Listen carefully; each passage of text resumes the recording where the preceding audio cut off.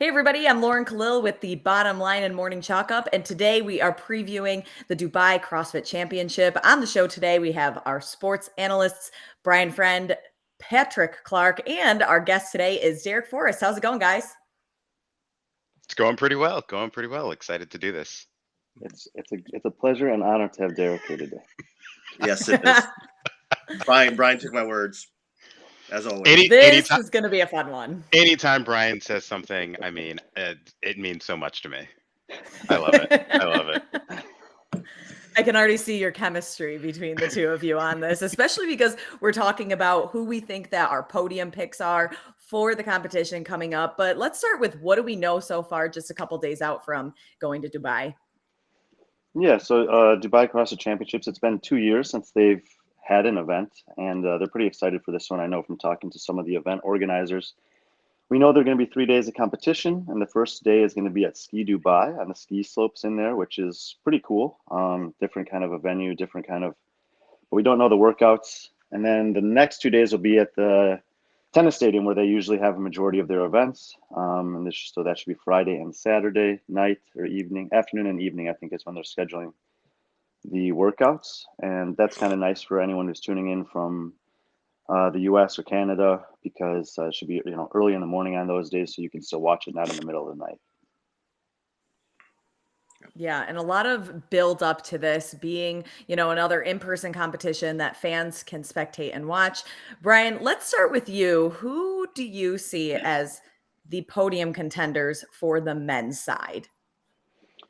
Well, there's two guys competing here this week that I think everyone who loves the sport should be excited about, and they're probably also, I would think, the two favorites in this competition. One of them we know a lot about, which is Roman Krenikov, but we know a lot about him in competitions where most of the major influence or big time players in the sport haven't been at. He's got like 3 or 4 straight wins. The last chance qualifier, he won a team competition at Butcher's Lab, he won in Madrid, and he won the Russian championships.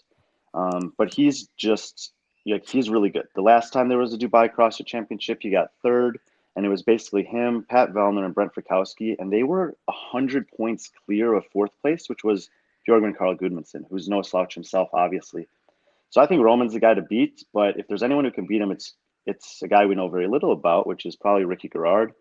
And I know people have their different opinions about him. I'm excited to see him compete again. I'm hopeful that he's learned a lot in the last 4 years. I know he's been training hard, and I think it would be good for everyone, honestly, if he is come back, competes clean, and competes well, as a good story of you can make mistakes when you're young, but you can rectify those mistakes. And if this guy is a hardworking man who's putting in the time in the gym and shows it this weekend, then hopefully he can be another competitive guy at the top of the men's class for the next couple of years. I'll just leave it at Derek. 2, so these guys can fill in some of the others maybe that they think could challenge. There's definitely more than 2 guys that are relevant here, but I think those are the top 2. Okay, Derek, let's have you follow it up. Okay. So we kind of agree on those 2 guys, except I have them switched. I have Ricky Gerard winning the whole thing. Ooh. And mainly because he's had 4 years. To train for this event. No, seriously. But he's had 4 years of not being, not really being in heavy competition. Obviously, nothing CrossFit sanctioned. And so he's got 4 years to work on his strength.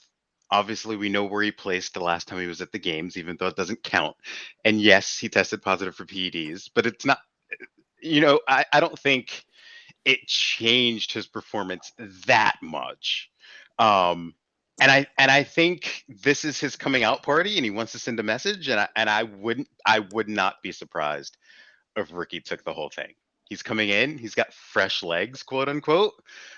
That's just my pick. At 2, I have Roman Kranikov taking second in this one. Again, he's one of those guys that performs well, and I think he's going to take second. Third place, I have Jeffrey Adler taking third, sitting in that third spot. Obviously not the performance that he wanted at the games this past year, finishing 13th, coming off of the 5th place 2 years ago. But I think Jeffrey Adler is going to take third. When you look at the men's side, I would say it's not as deep as the women's side. And I think these three guys for me stand out.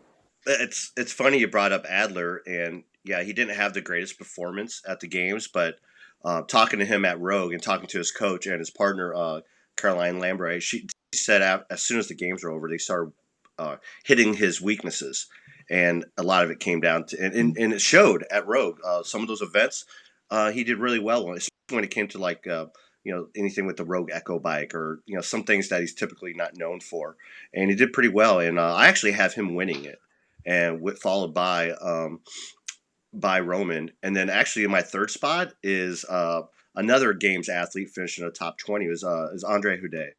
I really like him.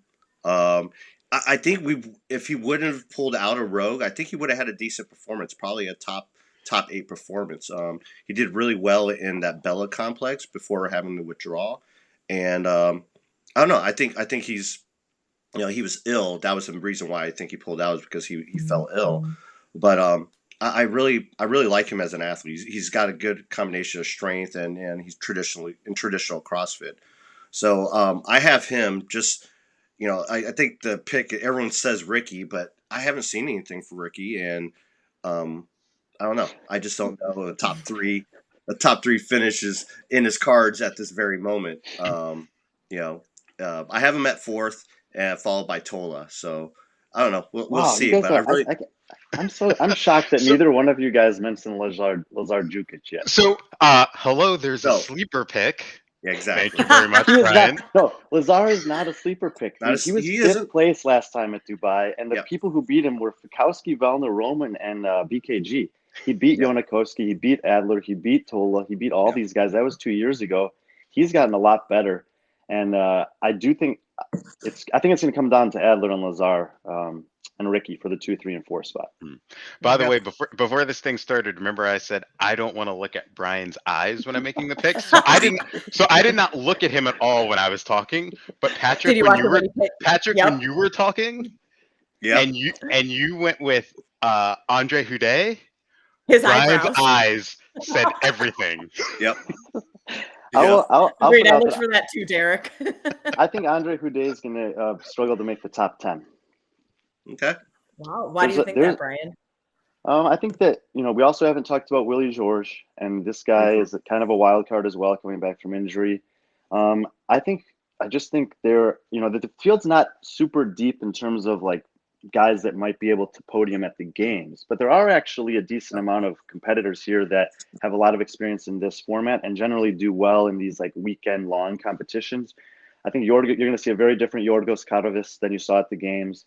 I like whoever mentioned Tola. I like Tola this weekend. This is a great example of a guy who has been strong enough, which is something we talk about in this sport. You have to have a requisite strength base.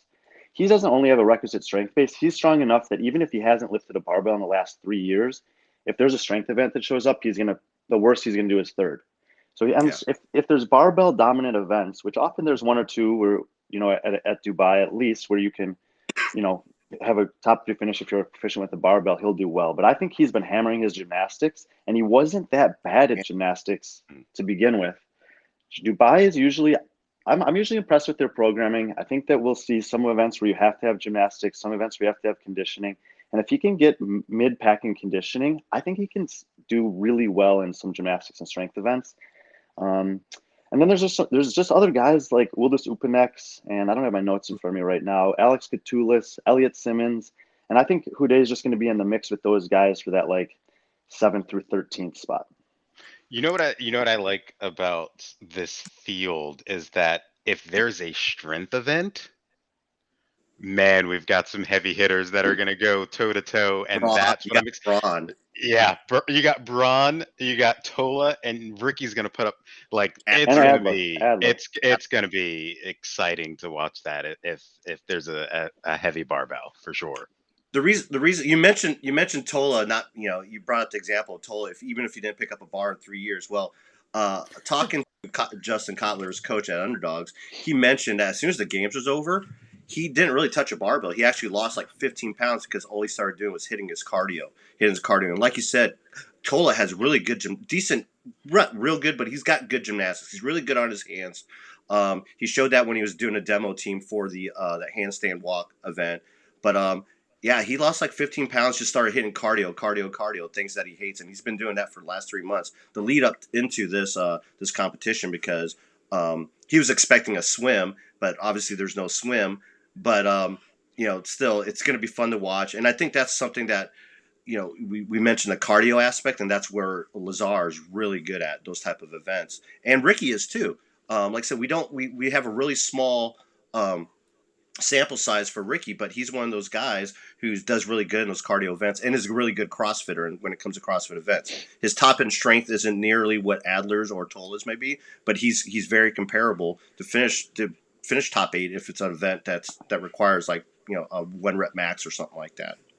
Yeah, if you want to call back to when we did see Ricky at the games. He won 2 events there that year. Yep. They were the biking event and then also the Madison Tri Plus, which was so impressive. The way he never slowed down, and that was a battle of a 5-round workout. But he also did great on Amanda 45, which is not really so much a cardio thing as that's a true CrossFit couplet that you have to be proficient at high skills in barbell cycling. So yeah, I think the men's competition, even though it doesn't have a Medeiros, Velna, Frykowski, Goodmanson, Koskis that we would hope to see at an event like this, there is no shortage of athletes here that are going to put on some good performances. And I think there are enough guys in the field that can shine in each workout that comes out that it's almost going to be, it's like, we're not watching someone dominate the field. We're going to see guys who think that they have a chance, and therefore they're going to be fighting because they think they can win.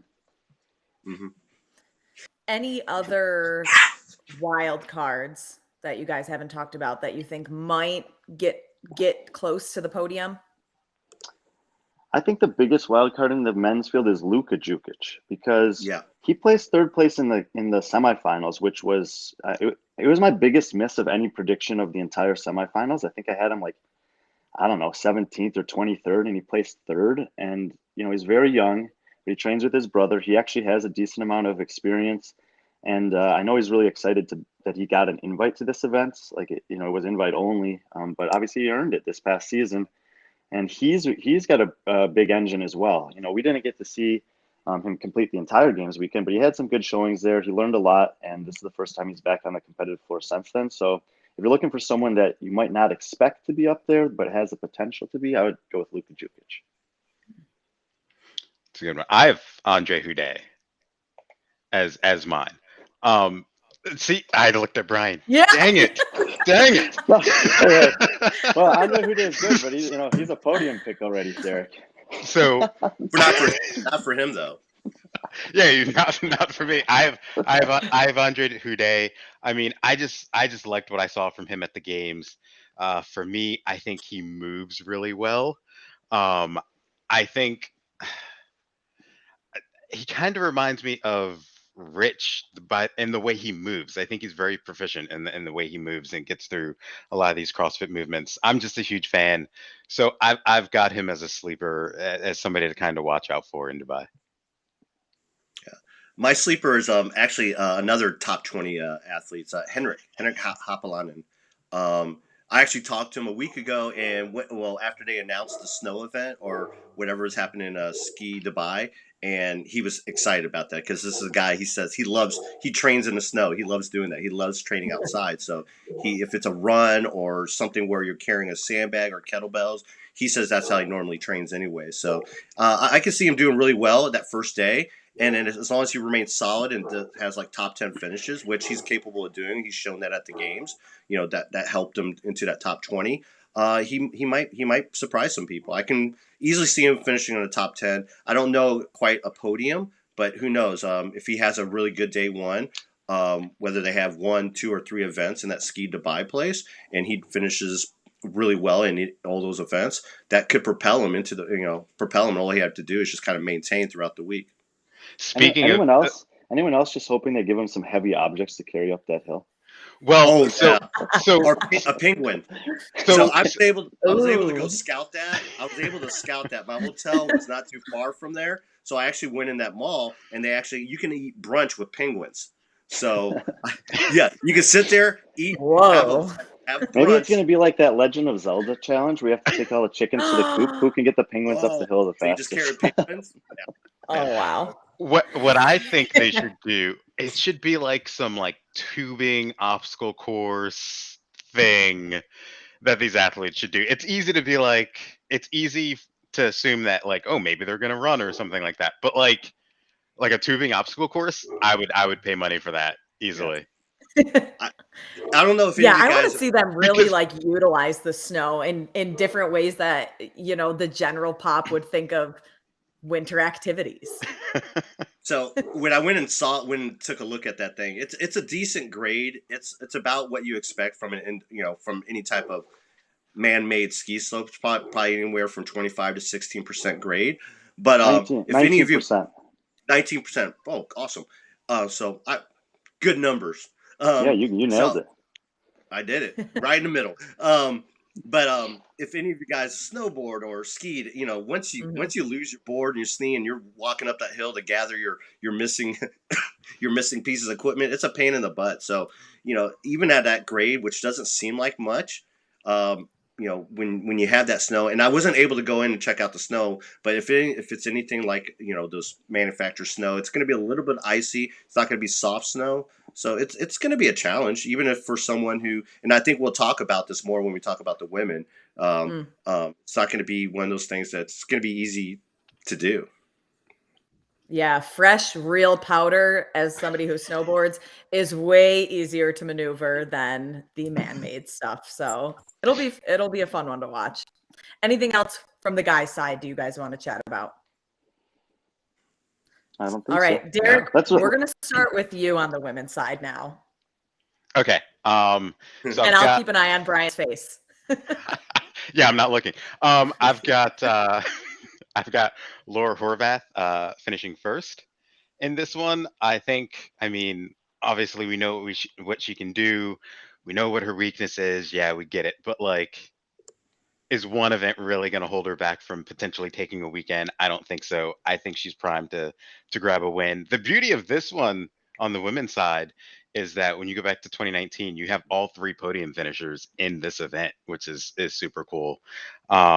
But I've got Laura taking first. I've got Gabi Magala in second, and then Kristen Holta taking third to round out the podium. I so badly want to put Sarah, Sigmund's daughter, on the podium, but here's the thing. So I'm a huge fan of Sarah ever since she's been competing, but she always has that one event where she forgets to carry her bag over the line, or there's always something mentally that kind of creeps up and kind of bites her in the butt. And this is her first event back coming off of surgery, so I don't think she's going to be at 100%. So I'm leaving her off of the podium for now, but I wouldn't be surprised if she gets in. So Laura Horvath, Gabby Magala, and Kristen Holta. Mm. All right, Man, Patrick, let's go to you second now. that was a very, very safe podium there. Well, we can count Is on you it safe, we can count on you for a wild card, Patrick. is I it know. safe, You know or will we Yep, we know revisit that on Patrick's gonna Sunday? shake it. Yeah. Actually, it's actually not that different. I have Gabby actually winning it just going off her performance at the games, finishing sixth, and then also just a really solid performance at Rogue was very impressive. I thought, and she finished third there, and then I have Laura in second. And it's going to be close. Again, it comes down to programming. Obviously Laura has some holes, some weaknesses, and I know we always talk about those weaknesses. I don't think Gabby has those profound weaknesses that Laura has, and I think that's ultimately what's going to make that gap a little bit wider between the two. And then third, I actually have Emma Carey. I originally had Holta in that position, and I'm still really torn about putting her back in there, especially when they announced the whole running up or not the running, but the event at the ski at Ski Dubai. I think that's something that Holta would probably do really well in, because that's something that she's known to do as a training. Did you guys see her Instagram when she posted that she was running in the snow and the smile on her face? I mean, if they're running Yeah. up that hill, there's no one happier than her and Roman Krenikov. Yeah, exactly. Those two will do really well, and I think she's going to do really well in that. And this is a fun and for for Holta, this is her final individual competition. Because when we see her next at Wadapalooza, she'll be on a team of Norwegians. So she'll have an extra incentive. But despite all of that, I really like Emma finishing third in that, because I think she's a little bit she's stronger than Holta, and I think ultimately that might help her out and make the difference between third and fourth. It's going to be a close race. Okay, Brian, let's hear it. Yeah, no, I mean they've hit on most of the big contenders, other than Karen Frayova, and everyone knows that I think that she's an incredible athlete and could have done really well at the games this year in a different format if she was able to get in. But the last time that she competed at Dubai, it was 2 years ago. She got second place there, and she was in right in the mix to win it with a couple of the other big names from the sport that we are used to seeing at the games competing for podium spots. She's and I think she'll be in contention for the podium for sure. I think that the biggest wild card for me actually is Laura Horvath here, because you were mentioning Gabby McGowan's consistency. Last time in Dubai, she competed there. She never got worse than 8th on any single event, and not even Sarah Sigmundsdottir, who won the competition, could say that. She's incredibly consistent. She's gotten stronger. She's very good. And if she does have a weakness, we have yet to see her. If anyone remembers, in 2018, she didn't advance, or 2019, she didn't advance out of the first cut event because of her deficiency in legless rope climbs. So if legless rope climbs show up, which I kind of hope they do, because I want to see if she's gotten better at those, and if she hasn't competed in the competition, we've got to see her do them since then. Outside of that, she's good enough at everything else that if Laura has a strict deficit handstand push-up workout come out and she finishes in the bottom 5, the points she's going to lose there, I don't think she'll be able to make them up, because Gabby won't give away enough points in the other workouts, even if Laura wins a couple of them. So I think Gabby is the pick to win and the person to beat.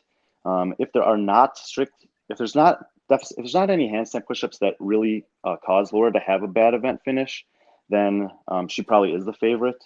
So but if there is, she might. I think that it's so tight at the top, and there's like 6 or 7 really good women, but the rest of them, I don't think they're going to steal points from the top ladies in most of the workouts.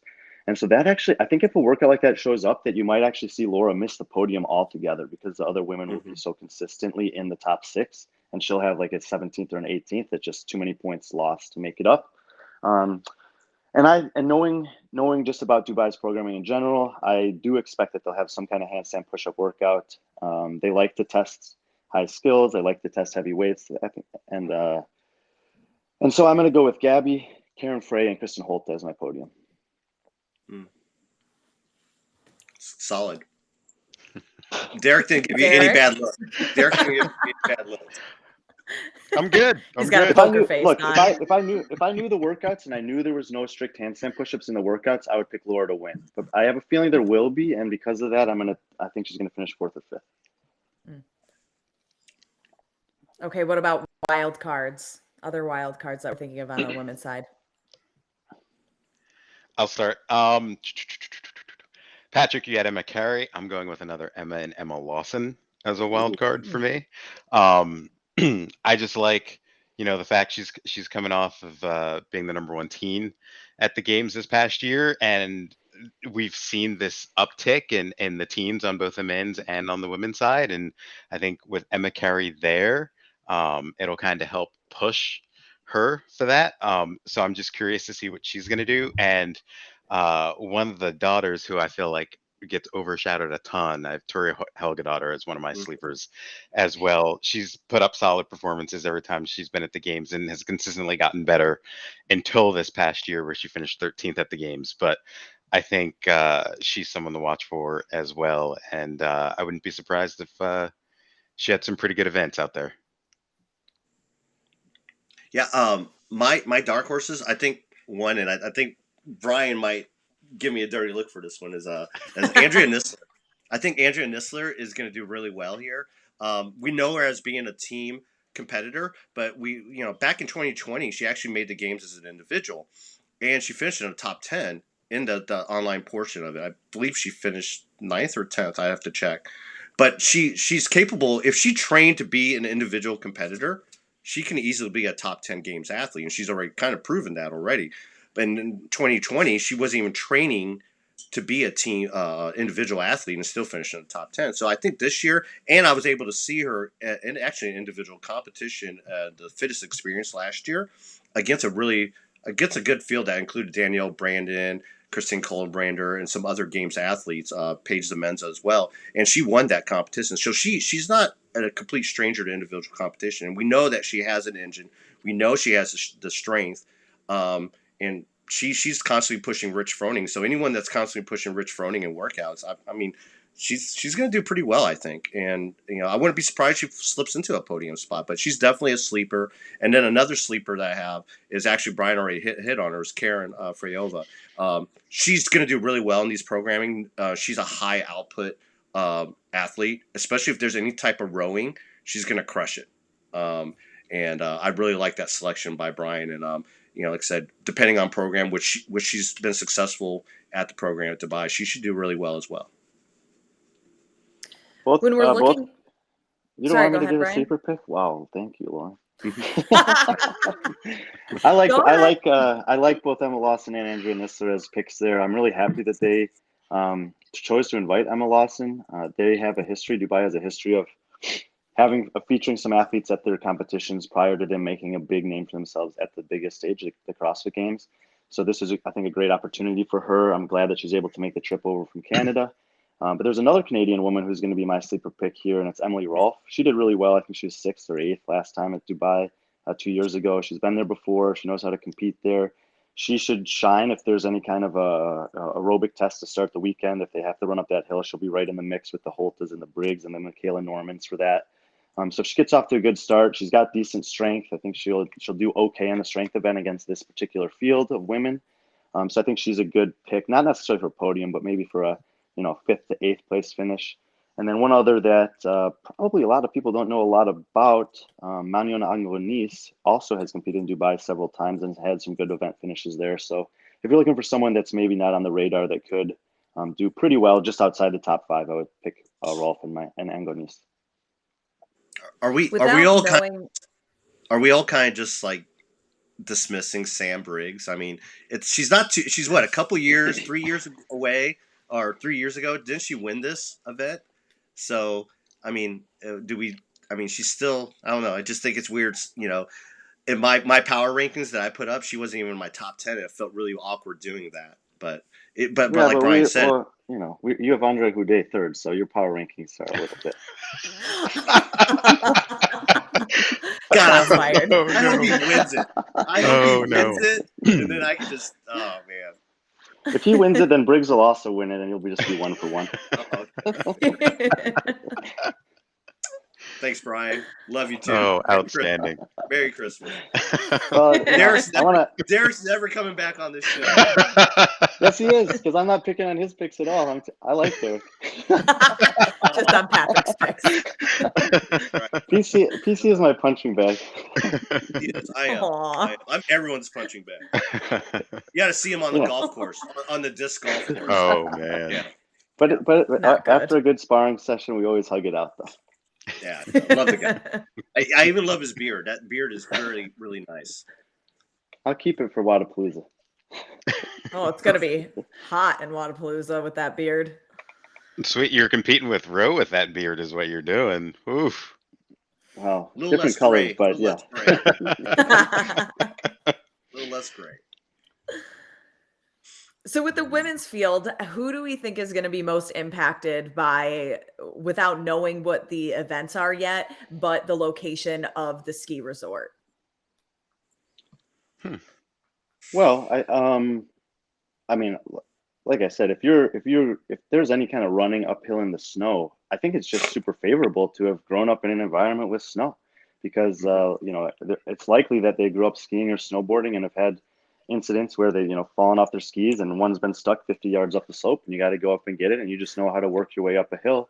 So I would say people like Kristen Holta, Roman Kranikov grew up basically in Siberia. Like, he knows mountains and snow very well. Henrik Eppelainen, Michaela Normans, she's Swedish. She's great in endurance events. So I think people from snowy cultures will be excited about that. The other element is I think it's cold in there.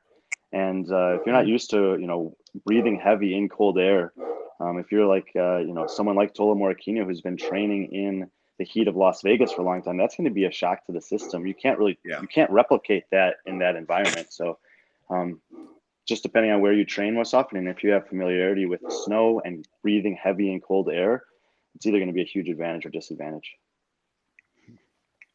What about not having a swim event this year? That is terrible news for Lazar Jukic and Alex Katulis on the men's side for sure, because they could probably bank 1 and 2 in almost any variation of a swimming workout there. But that's the nature of it. And look, swimming is a great way. If you're Tola and you're like, man, I've been training my swimming and I was looking at showing it off, like, don't be upset about that. This is like training swimming supplementary to all the stuff that CrossFitters do in the gym enhances their entire repertoire in terms of output and capacity. So there'll be opportunities for people to swim in the future. I wrote about it in an article recently for Morning Chalk Up that just because there's not swimming in this event is not necessarily a bad thing. In fact, I kind of think it's a good thing. It keeps athletes on their toes so they don't know what to expect or what to prepare for. And, likely we'll have swimming in Dubai in years to come, but the fact that it's not there this year, I think that's all right. The competition, it kicks off on Thursday. Today is Sunday, so just a couple days away. Derek, you're going to be there calling the shots. You excited?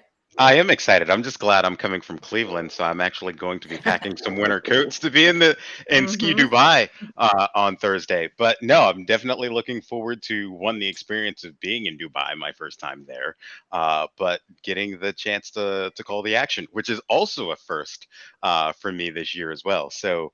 But it's going to be a lot of fun, and I'm excited to see how things play out. Obviously, we have the two biggest storylines of Ricky coming back and Sarah coming back. So you have those big storylines there, but it'll be interesting to see some of the other ones that could play out.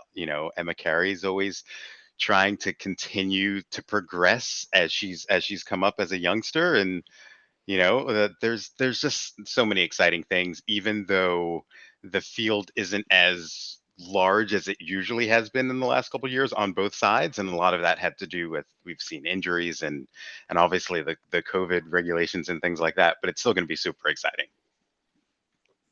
Certainly is. Derek, where can people find you to keep up with everything that you got going on?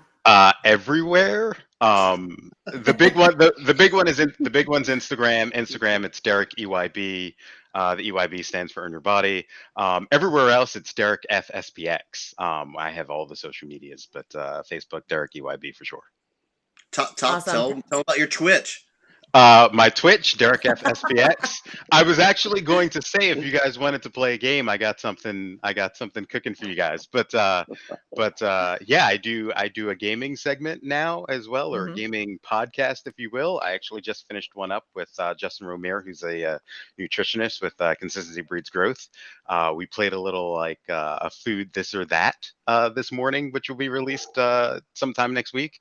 But yeah, I've been any of you guys ever want to play some games with me, Brian, we can maybe we'll do something like in person. We'll do some disc golf gaming and I get to interview you about your CrossFit knowledge. It'd be pretty cool.